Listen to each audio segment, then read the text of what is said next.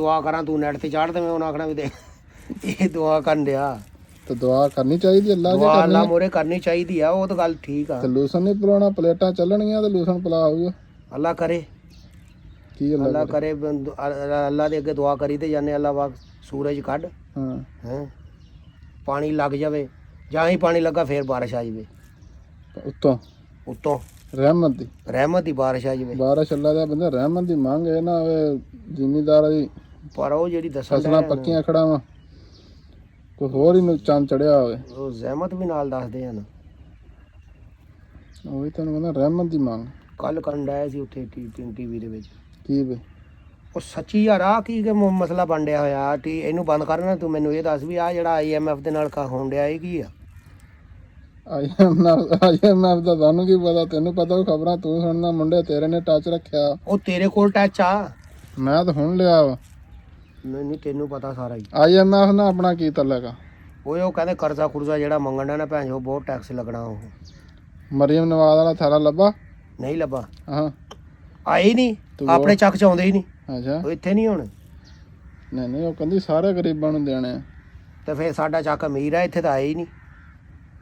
ਆਉਣਗੇ ਹਲੇ ਰੋਦੇ ਸ਼ੁਰੂ ਹੋਏ ਆ ਨਾ ਅੱਲਾ ਜਾਣੇ ਉੱਤੇ ਨਵਾਜ਼ ਸ਼ਰੀਫ ਬੈਠਾ ਵਾ ਥੱਲੇ ਦੇ ਅੱਛਾ ਫੋਟੋ ਲਗਾ ਉੱਤੇ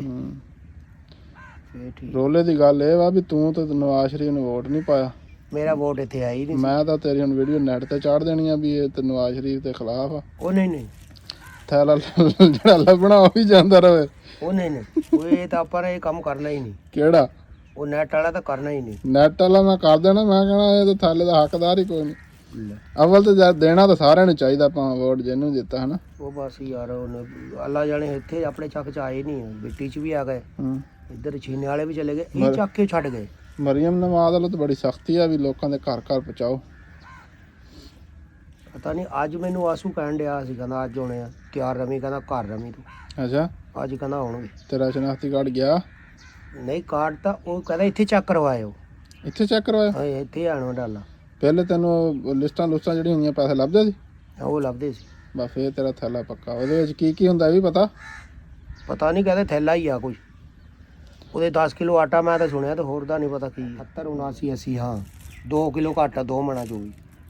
ਹੁਣ ਹੋਰ ਘਟ ਗਿਆ ਹੋਣਾ ਮੈਨੂੰ ਪਤਾ ਲੱਗ ਗਿਆ ਵਜ਼ਨ ਹਾਂ